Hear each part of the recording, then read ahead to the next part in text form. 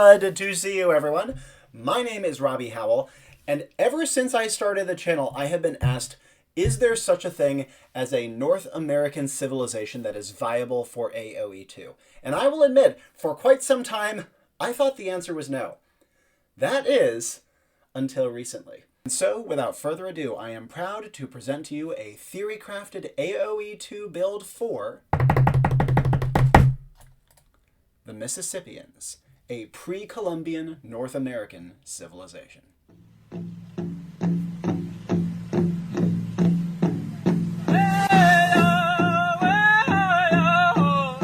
As always, disclaimers on my build process and some insights as to my philosophy can be found on screen. And make sure you take a look at the comprehensive civilization document linked down below with all of our sources. I've been exploring with some new formatting. There is a whole new way that I am structuring these civilization documents, so if you're used to reviewing them, just know this one will look quite different. Let's talk a little bit about the person who made this build possible. This build is in collaboration with the fantastic YummmeCrab. He's a fine fellow, creator of a webcomic linked down below. He has a Civilization 6 theory crafting background, and I'm very, very grateful that he took the time to reach out and make this build happen with me. So make sure you go check his stuff out down in the description if you have any interest in webcomics, and maybe he'll post some of his Civilization 6 builds as well too. Let's move on to an overview of the Mississippians. Who exactly were they? They presumably lived in Mississippi. Well, there's more to them than that. So the Mississippians were a cultural group more than a specific civilization. There were a whole bunch of different North American tribes and peoples who could be called Mississippian and kind of lumped under that umbrella. But largely speaking, they inhabited the banks of the Mississippi River and its many tributaries, along with all sorts of neighboring regions in Appalachia and beyond. So it was a pretty broad-spanning group of people. There were 6 major cultural groups, all of whom shared some traits, such as a matrilineal power transference, though it was male rulership. And they were a semi-nomadic people for many, many hundreds of years, until maize domestication enabled them to start forming sedentary communities. Of note, the Mississippians used copper, so they did have metalworking abilities. I don't know about you, but for me, whenever a civilization who's on the cusp of viability has metalworking, that's one of the things that I look for to see if it helps justify their inclusion in the game. But beyond that, they had a complicated multi-layered society. They had a military that had multiple different designations and unit types. They built castles in a game with a whole age called the Castle Age. That's kind of important. And they also had a very large population. In summary, in terms of their viability for the game, I think they are shockingly good. Now let's talk a little bit about Mississippian history. Unfortunately, we don't know a ton about it. So this is a tough section to research. I'm relying a lot on Crab for this, but overall, we have a decent picture of what the Mississippian civilization was like. So around 100 AD, favorable climates started to enable maize farming, as I mentioned earlier, allowing for those static communities to form in their earliest incarnation. Within a century, in fact, nomadic communities pretty much all settled down, and that's a pretty dramatic swing. And regional political spheres also began to quickly pop up as major settlement power centers began to consolidate their power and conquer their neighbors. Now, this eventually led to trade networks and contact with the Caribbean, as well as some of the northernmost Mesoamerican civilizations. How exactly this contact worked is unknown, but it is very probable that this is part of where the Mississippian copper supply comes from, though not all of it. There is some evidence that they may have extracted some of it themselves.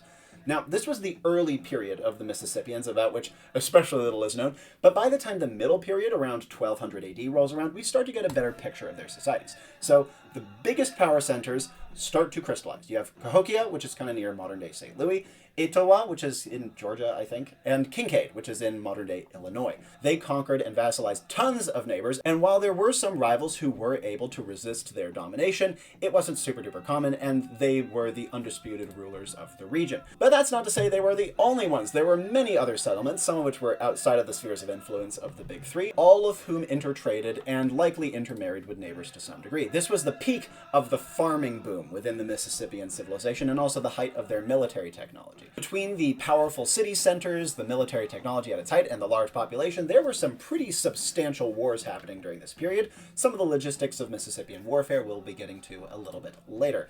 However, this would come to an end, as it so often does, with the Spanish. But before then, there was already a decline starting to happen even before European ships first appeared on their shores. Starting in about 1400 AD, the Mississippians started to encounter problems. There was a little ice age that majorly impacted the Mississippian farming infrastructure. Crop yield went down, a lot of intercity conflicts happened as starvation started to motivate people towards more and more drastic actions, and a lot of the smaller farming communities were forced to break up, go back to semi-nomadism, or consolidate with some of the bigger neighbors that they had. So there were already serious cracks starting to form there. And this, again, is all even before the Spanish first arrived, but when they did arrive, they certainly didn't help matters. In 1540, the first Spanish expedition, led by the renowned conquistador Hernando de Soto, arrived on Mississippian shores and led to a campaign of bloodshed and ravaging where they pretty much conquered and pillaged everything in sight, leading to the downfall of several of the most powerful Mississippian communities in their area, as well as many of their adjacent related neighbors. This was the death blow to the already weakened Mississippian culture, an already destabilized region, further weakened by this sudden alpha strike out of nowhere, which left it as prime pickings for the future depredations of the settlers. But that certainly doesn't mean they were without any sort of legacy. Today, though the Mississippians as like a cohesive cultural group are long gone, evidence of them still lingers in all manner of different North American Indian tribes and peoples. The Muskogee and the Caddo, for example, are two tribes that are very closely related to the older Mississippians, as well as the Natchez and many others besides. And so even though these later tribes would also be subject to all sorts of serious hardship in the years to come, they were still shaped by their Mississippian ancestors, whose settlements once reigned supreme over the shores of the mighty river many centuries previous. Now, let's talk a little bit about the flavor, the lovely aesthetic details that make Age of Empires civilizations something special. Their architecture would have to be a new one, to be honest. It would have to be some sort of North American architecture. I don't really have the details on it yet, and they wouldn't have any unique skins given that they would be the only civilization using this architecture set, but it would leave the door open for other North American civilizations down the line to possibly share it. How viable are these North American civilizations? No idea, but considering I've had my mind changed on this one, there's certainly room to consider others as well. Now, their language would probably have to be Caddo. It's the closest studyable modern equivalent to what the old Mississippians probably spoke, and frankly, finding anything any more authentic than this would be next to impossible. So it's a pretty decent parallel. Kuha ahat, ladies and gentlemen. Given that I've recently changed the format of my presentations and of my civilization docs, AI player names can now be found there, so go take a peek if you want to see some possible AI player names. I'll be honest, coming up with any for this was miserable. But what was miserable was finding the wonder, which would be the Cahokia Woodhenge. A beautiful little artist representation here. And also, I've started to try to think about what castle skins might look like for different civilizations I look like, and because of that, it would probably look something along the lines of this. Beautiful, built-up mound hills with stairs rising up to a prominent thatch-roofed overlook at the top. Very important to the civilization, as we will get into shortly. Now let's talk a little bit about campaigns. As always, I've come up with three, the first and probably most obvious being Tuscaloosa. He was the leader of a Mississippian polity in what is now Alabama during the time of De Soto's reign of terror. And he was the first Mississippian leader to mount an organized defense against De Soto and the invading Spaniards. Now, as always, not a lot is known about Tuscaloosa, so we'd have to take some creative liberties, but what is known is he actually managed to launch an ambush against De Soto and his conquistadors, scoring the greatest victory that the Mississippians probably ever had against the Europeans, although admittedly, it was a short-lived victory, and overall, Tuscaloosa's campaign of resistance ended in a failure. But at the very least, he's an iconic figure who'd have at least more than one civilization in his campaign, so that's something at the very least, and he's definitely a very interesting figure who I think you could tell some really compelling stories about. Beyond him, though, there's a slightly more interesting option, who we only know as the Maiden of Etowah. You can thank Crab for the laser eyes on this image. Now, what is known about her is she was the heiress of a big family within the large Mississippian settlement of Etowah. But as a woman, she was out of power contention. However, she fought every male claimant to the throne in duels, won all of them, conquered everything in her vicinity for like a decade, died sieging Kincaid, her only known defeat, and was so terrified and hated by her enemies that they did not honor her after death and left her to be eaten by the animals, which honestly sounds like something she kind of would have been down with. There's a lot of speculation and myth around this character, but if any of it is true, that sounds so freaking cool, and I think should be a really interesting campaign, albeit a very unconventional one that we'd have to guess at most of the details of. But the last one I wanted to bring up would be Great Chief Dahaga, also known as Chief Crooked Feather, who ruled during the Mississippian Middle Period, bringing Cahokia and kind of Mississippian culture in general to its absolute apex. He ruled possibly as long as 40 years and was responsible for building almost a third of the mounds in Cahokia, which, as we'll get into, were very important to the Mississippians and were massive undertakings. He had a variety of rivals, defended the city against raids and sieges, brought the government to its peak of complexity and power, and has the largest burial tomb in all of Mississippian history with a vast amount of wealth clearly at his disposal. You'd be only fighting Mississippians, which is a serious downside with any campaign for this civilization for the most part, but he is a classic Golden Age success story that I think could make for a perfectly valid and interesting campaign, even if, once again, you might have to make up a lot of the specifics. Pardon, I just realized I was pronouncing his name wrong. It should be Dahiega, something like that. Now, the only other campaign I thought would be worth mentioning would be a figure we only know as the Lady of Kofitacheki. She also was a player in the grand drama of De Soto's invasion and was captured by De Soto early on and was forced to lead De Soto and his men to nearby American Indian communities that he would then destroy and loot. But eventually she gave him the slip and was able to warn Tuscaloosa. So I could kind of see her and Tuscaloosa kind of sharing a campaign, because they're part of the same story. She's the beginning, trying to give De Soto the slip, while also you see the tragedy of what she's being forced to do, and then she passes the baton over, warns Tuscaloosa, and then you play as him during the end. Something like that, I think it actually could be quite cool, albeit, again, unconventional, but everything about this civilization is unconventional by the current game standards. Now, let's talk about official appearances, where these guys could appear in existing campaigns. There's not many, but there is one. The Skrælings in Vinland Saga would definitely be a much better fit for this civilization than any other currently in game, even if it's dramatically inaccurate even by those standards. I had to mention it though, and other than that, there's absolutely fuck all. So let's move on to major themes before we get sad about that. When I research any civilization, I try to look for big through lines that connect many elements of them. And here's what I came up with alongside Crab as we were talking over the history and the details known about the Mississippians. One, political centralization is a huge part of their story.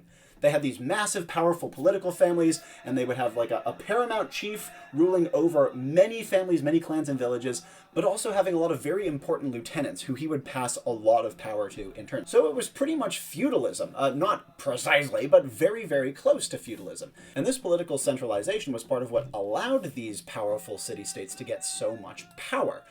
Another element of this political centralization in a more visual form was mound building. One of the things the Mississippians are most famous for, creating these huge, beautifully done man-made mounds, atop which they would build family houses and sometimes power centers. This was a sign of prestige and wealth. And I should note that they didn't build long multi-family houses atop these mounds. These were single-family homes, not 4 people and a dog, right? But a single-family unit rather than a whole extended family all living together.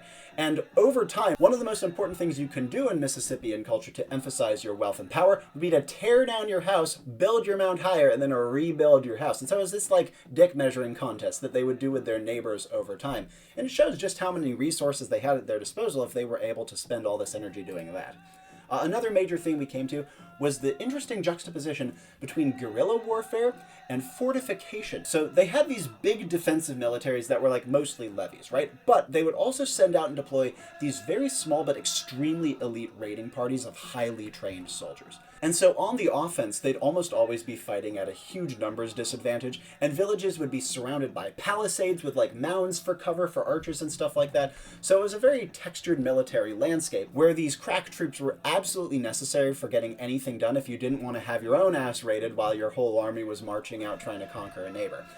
So infantry were also much less important than archers in the Mississippian military. They did wear armor and would often be used to bait enemies out into a compromised position where then they could be peppered by arrows from both directions. So it was a really interesting military dynamic, not quite like any I have seen anywhere else in the world during my various studies for this channel. Now, the last major theme I want to talk about is maize, or corn as you might know it. Farming booms enabled by plant breeding over time was absolutely what enabled the Mississippian civilization to exist. It was what let these big sedentary communities form, what allowed population to explode over time, and with that population, they had the resource necessary for mound building, fortification, and warfare. So maize cannot be overstated how important it is, and its cyclical crop yields are really interesting. You can kind of track Mississippian civilization through time by how much maize they had, right? When the crops weren't doing well, they weren't doing well, which is kind of the case everywhere, but is especially emphasized within the Mississippians, because when the maize started collapsing, their cities started vanishing. And I don't know if I've seen anything quite that dramatic anywhere else in medieval history. And with that, we come to the end of the history section for this Mississippian build. If that's all you were here for, thank you so very much for watching. Please make sure before you leave to leave a like and to subscribe on the channel. And again, tremendous thanks to YummmeCrab for doing all the awesome legwork on this build. Make sure to check out his work and give him a big thank you down in the comments section before you go. But for all those of you who, like me, love Age of Empires and want to see what we have done mechanically with this build, let's move on to the game mechanics, starting with regional units. You guys know me, I love regional units. I think we should have 1 billion of them. And a reminder that on my civilization docs, the formatting for regionals is going to be different going forwards. There's going to be a separate document that links off of all of the civilization docs that lets you go and check out all the regionals in their own little concentrated place. That way I don't have to update every single frickin' civilization document when I make one change to a regional. But anyways, let's talk about these regionals because there's a lot of them and they look very, very different. Let's begin with the boarding raft. This is a new dock unit. I have lots of problems with the way the dock works in Age of Empires 2, and I do want to do a full video on it sometime in future, but for now, we're starting with little changes here and there. And it's silly how many civilizations are forced to use the demo ship. So this unit, the boarding raft, is trained from the dock in Feudal Age, and it kind of replaces the demo ship line, but there might be some civilizations that have both. The boarding raft would be extremely weak. Absolute garbage unit, right? It has a melee attack, though, so ships aren't quite as resistant to it as they might be to other attacks. And most notably, if a boarding raft's melee attack brings a ship below 40% HP, you get the ship. It converts to your side immediately. I thought that was pretty cool. Now, it's a fast unit. It's as fast as a demo ship, but it's extremely flimsy. I cannot emphasize enough how easily these things will die. But they're also extremely cheap, and they are trash units. They only cost 25 food and 35 wood. Also of note is that the boarding raft only has one upgrade, the fast boarding raft in Castle Age, which is marginally better at everything it does and converts at 50% instead. So I'm hoping this will be a very different but still viable dock unit that makes civilizations who should not have access to gunpowder still have a useful and interesting counter to units like the fire ship, for example. Now, next dock unit I want to talk about. This one is a North American specific regional unit. Again, assuming there are other North American civilizations, the war canoe. This would also be from the dock in Feudal. It's cheap, short range, quick, fires multiple arrows. So kind of like the canoe we have now, but like slightly more drastic version of that unit. It is also immune to anti-ship damage. Now, what does that mean? It means it's a very weak unit that doesn't take nearly the same amount of bonus damage from enemy ships. The math still works out that enemy ships should take it out pretty easily, right? But it means it's much more susceptible to land units. Most interestingly, though, the war canoe can be packed up to cross land. And what this means is if you bring it to a beach tile, you can play a little animation or just like click onto the land, and kind of like a trebuchet, it will show like a little animation of the guys jumping out, flipping the canoe, and then walking out with it. It cannot fight while on land, but you can use it to cross to another body of water, which I think should make it a very versatile unit that can escape from enemy ship fights that it doesn't want to take. It's also quite cheap, only costing 25 food, 35 wood, and 15 gold. Two very interesting options. And again, this would only be for North American civilizations since I've modeled it. Don't worry, I have other canoe-type units prepared for other civilizations who deserve them as well. But I'm just starting with these two. Another regional. This one would be another North American specific one, the Head Taker. So this was my attempt to reference some of the absolutely incredible melee fighters that were reported among North American militaries. And it's a pretty unconventional and pretty interesting melee unit available from the Barracks in Imperial Age. It's fast and has high damage, kind of like a Shotel warrior, but a little bit tankier.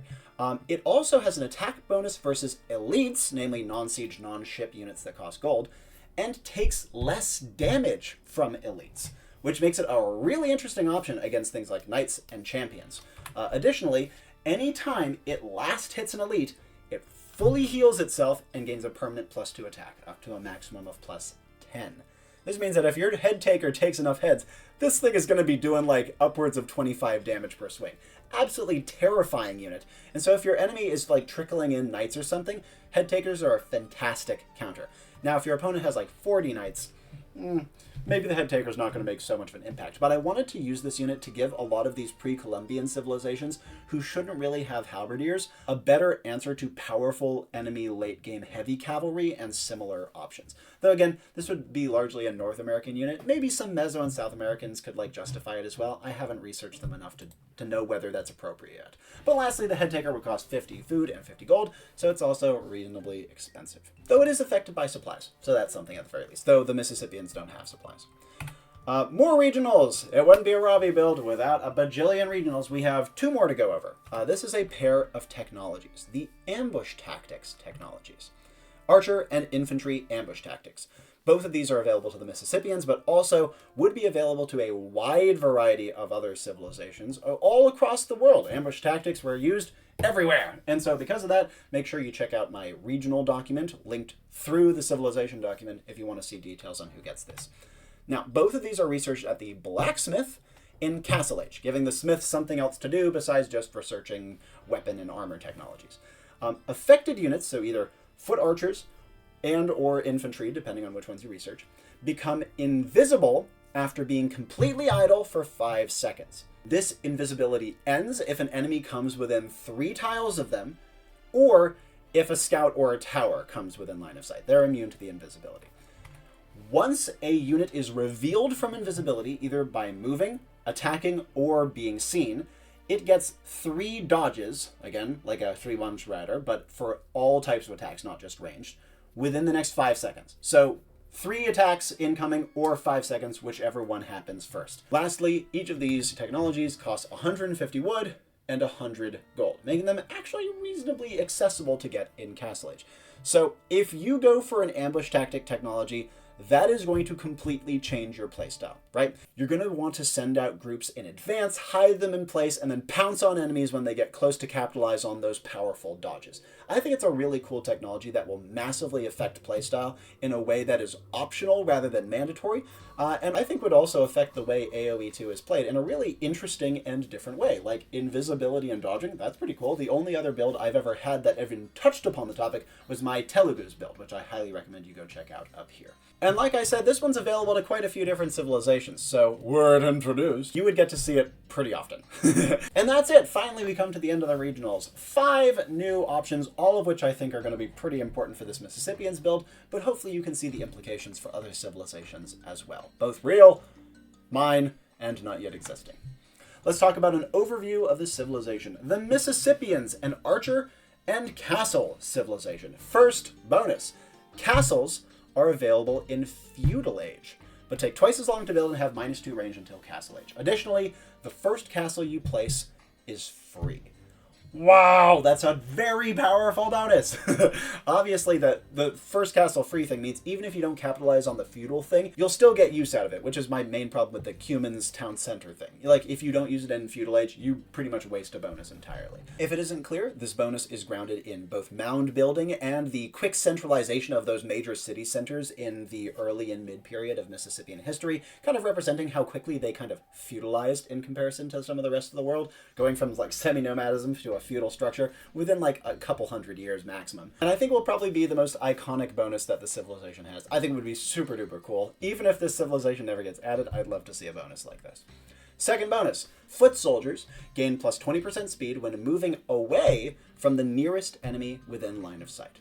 Like I said, Mississippian warfare was very hit and run, very based in guerrilla tactics, and this would easily allow infantry, for example, to do what they did in history of baiting enemy soldiers into line of sight for archers. It also combos quite nicely with the ambush tactics technologies, letting, when your units pop up, them capitalize on the dodges and then run the hell away. So overall, an unconventional, but I hope quite versatile military bonus that affects your whole army besides siege and ships. Third bonus, ambush tactics technologies have greater effects. This is obviously grounded in the same thing, but guerrilla warfare was really that important. The way that these technologies are further benefited is they give more dodges, the invisibility happens faster, and they are only revealed if enemies get closer, besides scouts and towers. So it really does mean that both infantry and archer ambush tactics are even more viable on the Mississippians, and frankly kind of mandatory, than they are on other civilizations. Really driving home that guerrilla warfare thing that I keep banging on about. And last bonus, ballistics is free upon reaching Castle Age. The Mississippians had a very robust archery tradition, featuring some very large self-longbows that had enormous power, able to sink canoes from some descriptions, as well as we will get to, playing some very important and ritualized games that involved accuracy with ranged weapons. So it only made sense that they would get ballistics for free. I know this is a very strong bonus. Frankly, all of these are quite powerful bonuses, I promise. I thought of that. There are what I think are good balances to these very strong elements of the civilization. And team bonus, villagers may build elevation. Yes, indeed. You place down a tile of elevation, and it, when the villager is finished, pops up, and it has like the slopes on every side. Elevation is free, but is quite time-consuming to make, and you place it kind of like walls. So you could easily make like a whole mat of elevation to place a castle on, and you can even build multiple layers of elevation once you place down one layer. You cannot destroy elevation, it cannot be damaged or broken once it's been finished building, and also the foundation for elevation does not block enemies. So if an enemy's standing on it, you gotta wait for them to pass, and they can't destroy it in the meantime. So it's a funky, unusual bonus, obviously pertaining to mound building, and will allow the Mississippians to capitalize on terrain, as well as making, like, positions on, for example, arena way more entrenched. And I think overall it will further emphasize their really interesting, like, guerrilla plus defensive playstyle even more. Let's go on to their unique units. First of all, the Chawai. The Chawai begins as your starting scout. But upon hitting feudal age, if you build a castle, you can train more of them for 25 wood and 50 gold. As a starting scout, it's very unusual. It's weak as hell and a little slower than things like Eagle Warriors and Scout Cavalry, but it has a 5 ranged attack. Not high damage, albeit, and it will die super hard to an enemy scout, so try not to get caught. Plus, it only has 50 accuracy, so while harassing villagers is definitely something they'll be good at, it's not going to be super duper oppressive, I don't think. But it does have a very good line of sight for a starting scout, so even if it's a little slower, it'll still cover the map pretty effectively. Like with other scouts, it is auto-buffed in feudal, and again becomes trainable at castles if you build one in feudal. It even has a small attack bonus versus ships, referencing that arrow through a canoe thing I mentioned earlier. In Castle, it is automatically upgraded to the Chawai proper. It works kind of like a fast longbowman, right? It has a huge range, but it's very quick, kind of like a plumed archer.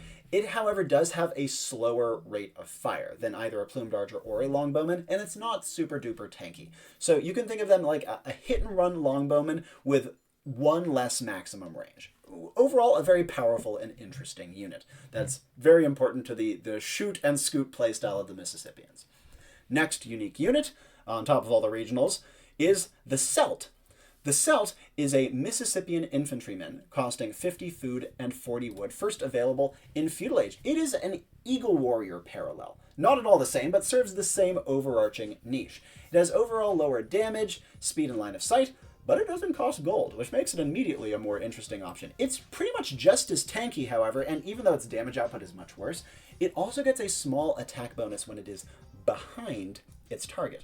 This is an effect I also gave to the Hobelar unit that I gave to my British Isles civilizations. Go check out, I don't know, start with the Scots if you haven't seen them yet. And will allow the Celts to do some very interesting flanking maneuvers, as well as be better against enemies who are trying to run away from it. It doesn't have conversion resistance. It does benefit from gambesons, though. So again, it has a similar niche to the Eagle, but far from identical. And upon hitting Castle Age, you can upgrade them to the War Celt, and then in Imperial Age, you can upgrade them again to the Elite War Celt. And they get a fancy shield, kind of like the Elite Eagle Warrior. An important unit that gives the Mississippians a much-needed third trash option in late game, but it is not the last unique unit they have. No. I gave them 1 billion regionals. I also give them 1 billion uniques. That's what you get when you try to take a very unconventional civ and make it work with an Age of Empires. Let's talk about the Chunky player. Chunky was a ritualized game in which a hoop was spun out across the ground and you try to put a javelin through it. This was such an important part of their culture that Chunky seems to have had like a ritualized place in religion. There are like icons depicting Chunky players. So it was a really important element of their culture that I try to capture here. It is a archer unit available in Imperial Age at the range for 60 food and 40 gold. It's kind of like a skirmisher. It has better stats in general, better speed, better range, better HP, but it doesn't have any attack bonus versus archers, and it has a long train time. However, it has a very cool power.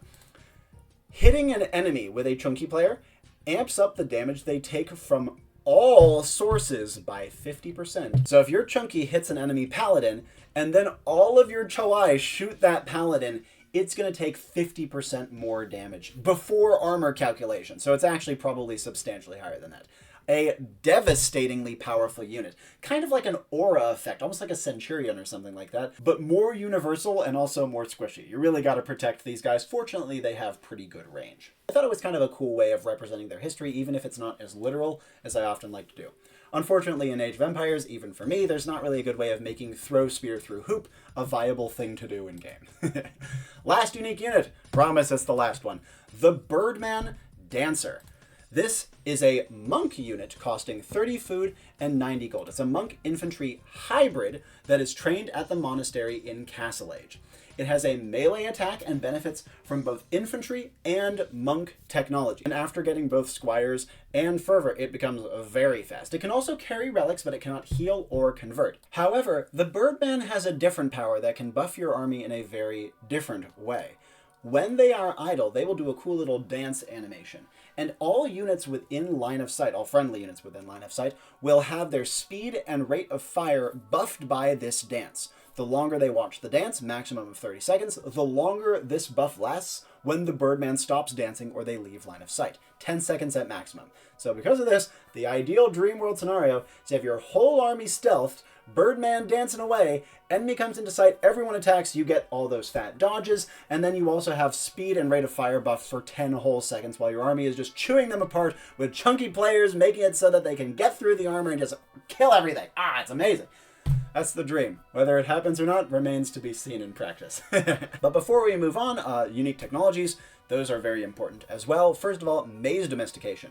This is available in Feudal Age, given that a castle is buildable in Feudal Age, and it makes farmers work 10% faster for 5 minutes. However, maze domestication can be re-researched twice. It costs more each time and it takes longer to research, but it gives plus 10% more farming speed, and it lasts 5 minutes longer. And so if you time it right, this technology has the potential to absolutely supercharge your economy 3 times a game. And just like with Mississippian maze cycles, it means that eventually your economy will fall off because you're no longer getting those amazing boosts from your corn harvests going crazy. Imperial Age technology is more conventional. It's called mound burials.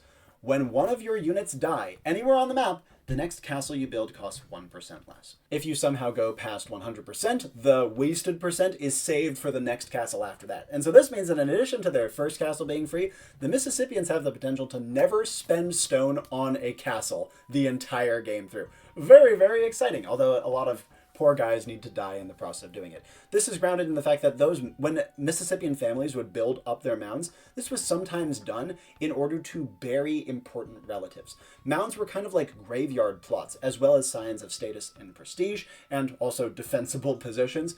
And being buried inside of a mound was not only an important honor and a very big part of their culture, but like I said, it was also often the impetus for raising up the mounds over time. Hence the design for this technology, and further emphasizing their castle identity, which I think is very cool and unique.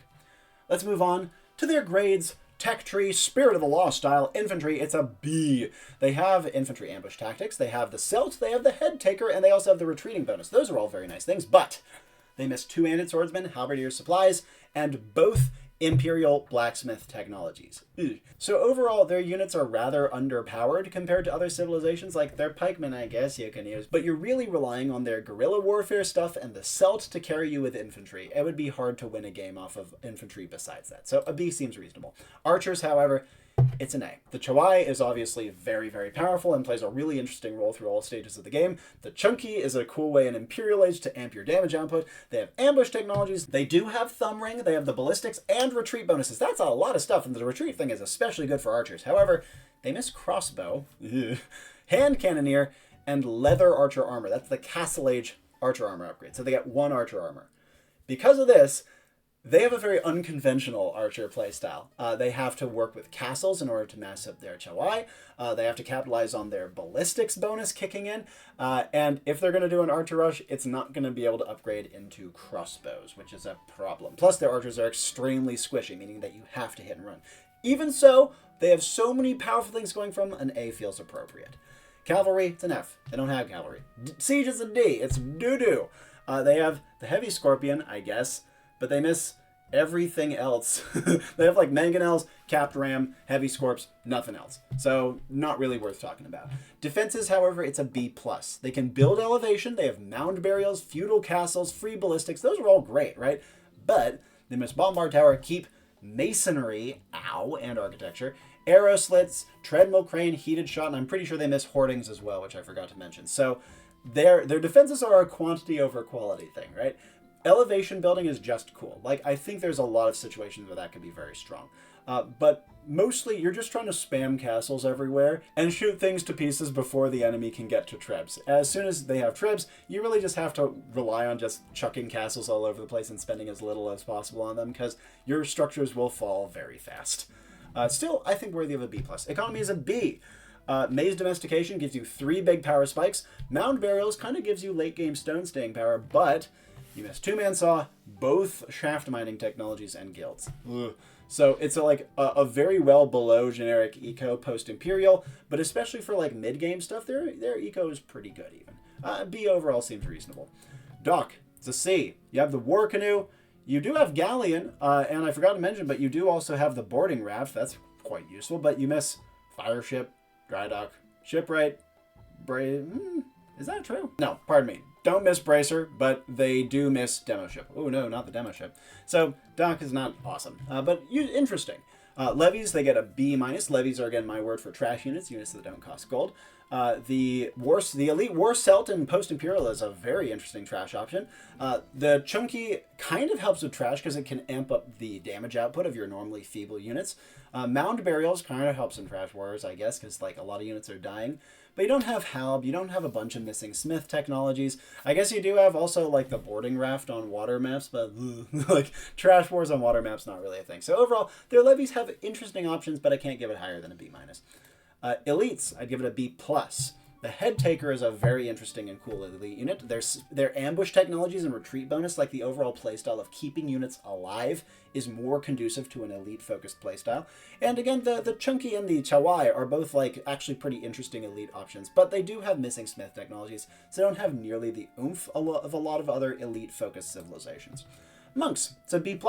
The Birdman is cool, and they have an almost perfect monastery besides block printing. The Birdman will help you grab relics early because it's fast, which is very, very helpful. And while block printing missing does suck, it pretty much only means that late game you don't have as good of a counter to bombards, which hopefully your other tricks should be able to cover instead. Lastly, for teams, I'm giving them an A-. Not only do their Chunky Player and Birdman benefit allies as well, but them having a feudal castle and good archers makes them a really interesting choice in team games. I think they could be a great flank player in 3v3, and I think they could also be actually a pretty viable partner in 2v2. They do miss the knight, the crossbow, and have generally like a lot of squishiness and not a lot of good like staying power, especially in late game. So maybe I'm overestimating this, but I think their playstyle lends itself quite well to a team-based game.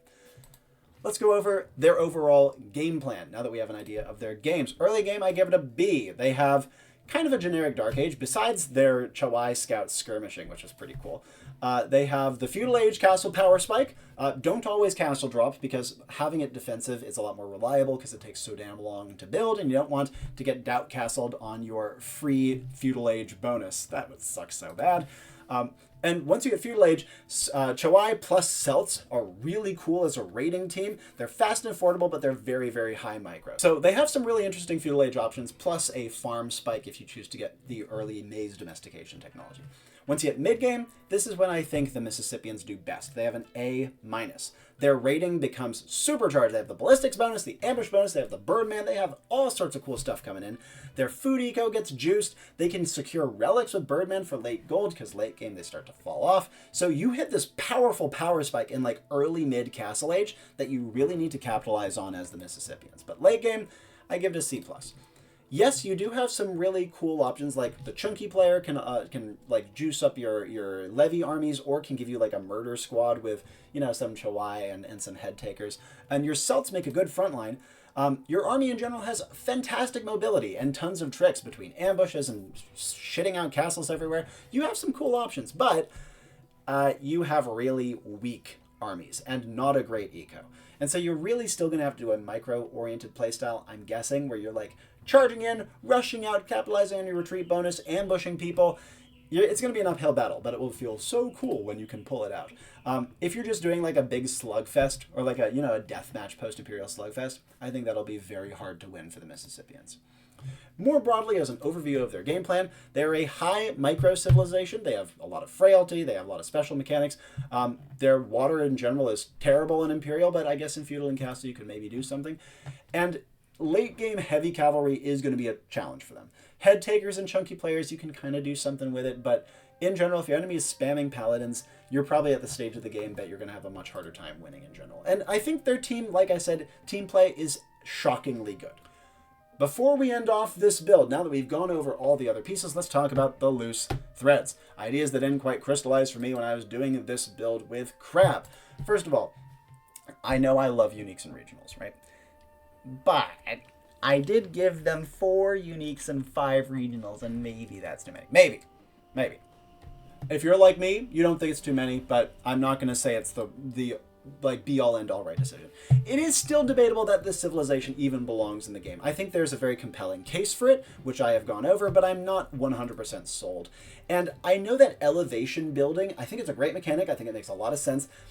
But I'm sure there's like some logistical difficulties of how to actually implement that in game that I'm kind of skating over in this. I understand that could be very confusing, but it would be so cool, wouldn't it? I think it would really fit the history well too. Let's talk about some tabled ideas. The Celt and the Birdman could totally be regionals, especially if there were a lot more North American civilizations that shared a lot of traits with the Mississippians. I also thought that instead of the retreat bonus, maybe foot soldiers could get bonus attack when they're in like small groups.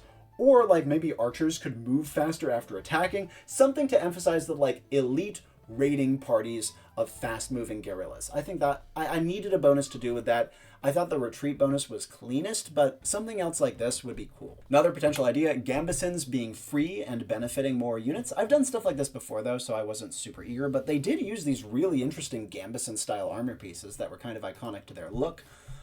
What if farms gave population space like a house? Or maybe you could double crew farms, which is a bonus I've seen people talk about in my Discord before. What if the maize domestication technologies boosted your maximum population temporarily as well? That could be pretty cool. Give you like a little bit of extra goth-style juice in late game. Wasn't sold on it though.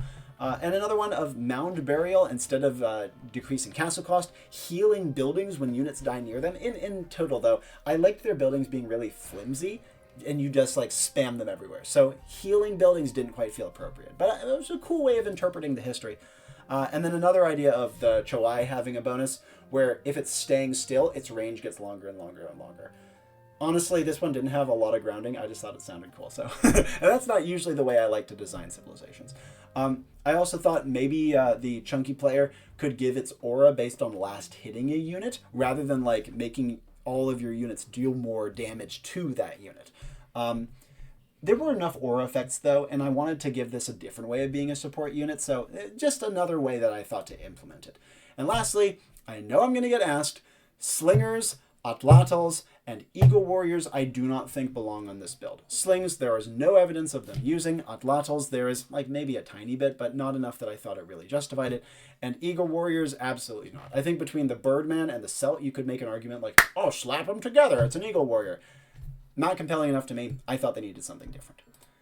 And with that, we come to the end of this Mississippians build. Long, long awaited. Probably the single most requested build on this channel. Huge thanks again to YummmeCrab for making this happen. You've been great to work with, and I wish you the best with your webcomic and potential Civilization 6 stuff. If you want to do more North American stuff, my man, you're my go-to guy from now on.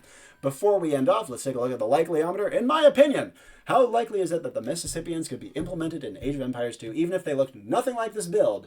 And on the likeliness, we have a 1. It's not a 0. I think it's a 1 though, because even though I needed to do so much to make this thing feel in any way viable, right?